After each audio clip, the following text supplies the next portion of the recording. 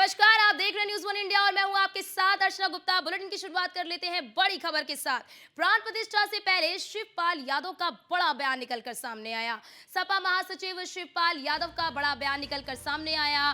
Car सेवकों पर गोली चलाना था सही, ये कहा है शिवपाल यादव ने। संविधान की रक्षा के लिए कार सेवकों पर चलवाई गई थी गोली। तो आपको बता दें कि शिवपाल यादव का बड़ा बयान निकलकर सामने आया। उन्होंने कहा कि कार सेवकों पर जो गोली चलवाई गई थी मुलायम सिंह यादव के कार्यकाल में वो सही है, और ये भी कहा गया है शिवपाल यादव की तरफ से कि संविधान की रक्षा के लिए कार सेवकों पर गोली चलवाई गई थी। तो बड़ा बयान शिवपाल यादव का निकलकर सामने आया है। प्राण प्रतिष्ठा से पहले शिवपाल यादव का ये बड़ा बयान, इसके क्या मायने निकाले जा सकते हैं, अपने आप में बड़ा सवाल है। तो कार सेवकों पर गोली चलाना सही था, ये कहा है शिवपाल यादव ने। संविधान की रक्षा के लिए कार सेवकों पर चलवाई गई थी गोली। देखिए, संविधान की रक्षा की गई थी, कोर्ट के आदेश का पालन हुआ था, कोर्ट के आदेश का पालन हुआ था। ये तो झूठ बोलते हैं, भारतीय जनता पार्टी के केवल झूठ बोलते हैं। बताइए, कोर्ट का आदेश का पालन हुआ था, संविधान की रक्षा हुई थी। जबरदस्ती वहां पर जब कोर्ट का स्टे था, यथास्थिति बनाए रखनी थी, तो बताओ वहां पर जो विवादित ढांचा था, जो बाबरी मस्जिद थी, तो बताओ उस पर जब इन लोगों ने तोड़ा था, तो वहां के प्रशासन की जिम्मेदारी थी इस कोर्ट के अनुसार यथास्थिति बनाए रखनी थी। तो किसने उस पर तो संविधान के उल्लंघन किया था? किसने कोर्ट के आदेश का उल्लंघन किया था? उनके खिलाफ तो कार्रवाई होना चाहिए था, कार्रवाई नहीं करते हैं। ऐसे ये देखिए, कार्रवाई नहीं। तो आपने सुना कि शिवपाल यादव ने कहा कि उस वक्त यथास्थिति को बनाए रखने के लिए कार सेवकों पर गोली चलवाई गई थी और ये संविधान की रक्षा के लिए किया गया। ये बयान दिया है शिवपाल यादव ने।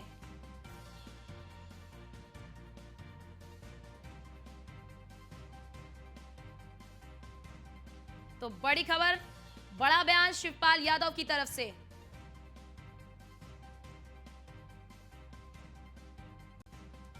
तो प्राण प्रतिष्ठा से पहले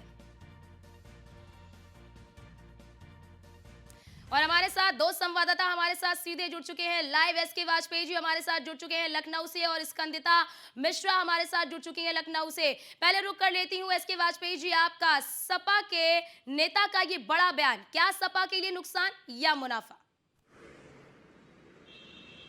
बिल्कुल सीधे तौर पर अगर हम देखें 2024 को लेकर सभी नेताओं की बयानबाजी लगातार जारी है। जहां भारतीय जनता पार्टी एक तरफ भगवान राम के मंदिर बनने पर प्रदेश भर में अलग अलग तरीके के अभियान चला रही है। हालांकि ये अभियान न केवल सरकार और संगठन के लेवल पर चल रहे हैं, बल्कि ये अभियान केंद्र सरकार के लेवल तक चल रहे हैं। और सीधे तौर पर लगातार कोशिश है कि इस मुद्दे को लेकर 2024 के इलेक्शन में जाया जाए। यही एक वजह है कि समाजवादी पार्टी के राष्ट्रीय महासचिव शिवपाल यादव की तरफ से ये बयान आया है। सीधे तौर पर इस बयान के कई मायने हैं और इस बयान को ऐसे समय दिया गया है जब भगवान राम के मंदिर में प्राण प्रतिष्ठा होने जा रही है और लाखों करोड़ों उन श्रद्धालुओं की आस्था मंदिर में जुड़ी हुई है, जिस आयोजन को लेकर लोग इंतजार कर रहे हैं। प्रधानमंत्री मोदी खुद इस कार्यक्रम में आने वाले हैं।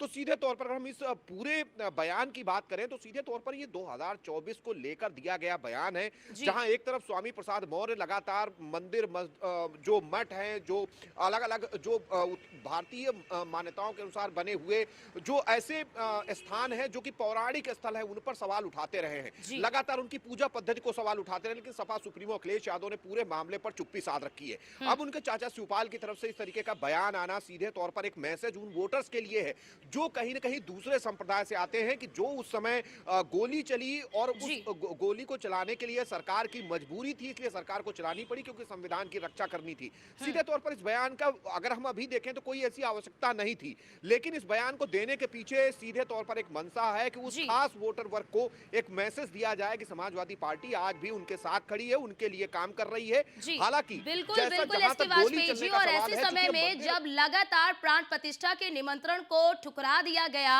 और निमंत्रण को ठुकराने के बाद लगातार सपा पर बीजेपी हमलावर है, और ऐसे में अगर इस तरह के बयान निकलकर सामने आते हैं तो अपने आप में इसके कई मायने देखे जा सकते हैं। आपके पास लौटते हैं, हमारे साथ संवाददाता स्कंदिता मिश्रा भी लगातार हमारे साथ जुड़ी हुई है। स्कंदिता, इस बयान के क्या मायने? पहले स्वामी प्रसाद मौर्य गोली चलाने को सही ठहराते हैं, उसके बाद अब ये इनका भी बयान निकलकर सामने आ गया है। कैसे इस बयान को देखा जाए?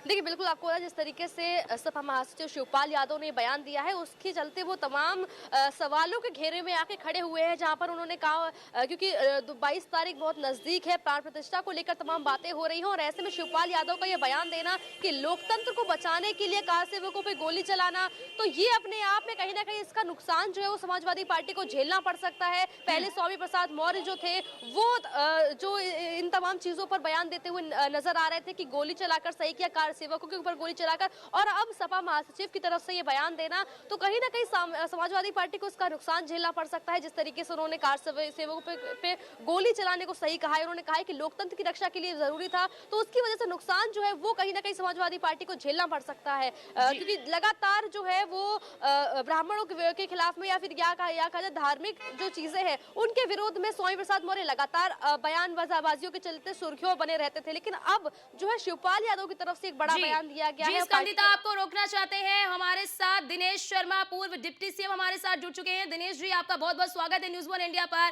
लेकिन जिस तरह से सपा महासचिव का ये बयान निकल कर आया है शिवपाल यादव का, उन्होंने कहा है कि उस वक्त की कानून व्यवस्था को बनाए रखने के लिए कार सेवकों पर गोली चलवाया गया, इसे आप किस तरह से देखते हैं? देखिए, मैं इस समय तमिलनाडु में हूँ और मैंने भी श्री रंगम मंदिर जो भगवान का है उसमें हमारा कार्यक्रम लगा हुआ था। यहाँ पूरा एरिया तमिलनाडु में राममय बना हुआ है अयोध्या को लेकर, और उत्तर प्रदेश जो राम की जन्मस्थली है वहां पर समाजवादी पार्टी के नेता इस प्रकार का बयान दें, मैं समझता हूँ ये बहुत बड़ी एक उनकी चूक है, और ये एक जानबूझकर दिया गया बयान है कि जो राम भक्तों को अराजक कहे। भी 2 दिन पहले समाजवादी पार्टी का बयान था कि राम भक्त अराजक थे। आज उनके दूसरे नेता ने कहा कि गोली चलाना ठीक था, सुप्रीम कोर्ट का ऑर्डर था। ये कंटेम्प्ट है सुप्रीम कोर्ट का। कहाँ सुप्रीम कोर्ट ने कहा है कि जो भजन कर रहे कार सेवक थे उन पे गोली चलाओ? डॉक्टर अरोड़ा एक घर के अंदर थे, महेंद्र अरोड़ा, उनको गोली मार दी गई टारगेट करके। वासुदेव हलवाई छत पे थे, उनको गोली मार दी गई। वो रमेश गुप्ता एक घर के कमरे के अंदर पूजा कर रहे थे, उनको गोली मार दी गई थी।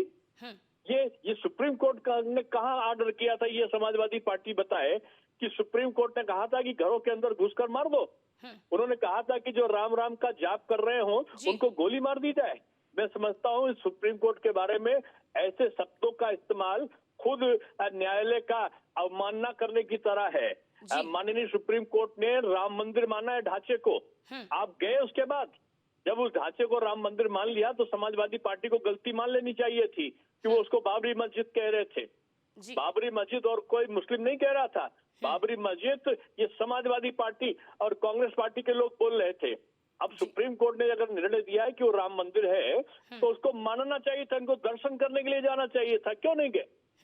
मैं समझता हूँ। लेकिन दिनेश शर्मा जी उनका ये कहना है कि बीजेपी इसे पॉलिटिकली ट्रीट कर रही है, ये बीजेपी का कार्यक्रम है और इसीलिए शंकराचार्यों ने भी इसका बहिष्कार कर दिया है, इसीलिए हम नहीं जा रहे, ये बीजेपी का कार्यक्रम है इसलिए हम शामिल नहीं हो रहे हैं। ये बयान समाजवादी पार्टी दे रही है, बीजेपी कहाँ देगी? बीजेपी ने तो पहले भी श्री राम जन्मभूमि मंदिर आंदोलन को अपना समर्थन दिया था, और समर्थन देने के कारण तीन बीजेपी की चुनी हुई सरकारों की तिलांजलि दी थी। कल्याण सिंह जी की सरकार का इस्तीफा हुआ, राजस्थान, मध्य प्रदेश, छत्तीसगढ़ का इस्तीफा, और 4 सरकारें गई थी हमारी। हम वोट के लिए नहीं, हमने एक आंदोलन को समर्थन दिया था कि श्री राम जन्मभूमि मंदिर का निर्माण वही हो जहां रामलला पैदा हुए थे। माननीय सुप्रीम कोर्ट ने बीजेपी की बात को माना है। इसलिए बीजेपी अगर वहां पे कार्यक्रम में जा रही है तो ये कोई अन्याय नहीं कर रही है। ये बीजेपी के संघर्ष का, वहां के कार्यसेवकों का और विश्व हिंदू परिषद के लोगों के संघर्ष का आज सुनहरा दिन आया है। इसलिए ये पूरे देश के लिए गर्व की बात है और पूरा देश में हिंदू और मुसलमान दोनों मिलकर मना रहे हैं। कहीं से आपने देखा कि किसी मुस्लिम का कोई विरोध आया हो? ये ओवैसी की भाषा बोलने वाली समाजवादी पार्टी इसको ये मुस्लिम लीग की तरीके से आचरण कर रही है और मैं समझता हूँ ये राम भक्तों का बहुत बड़ा अपमान है।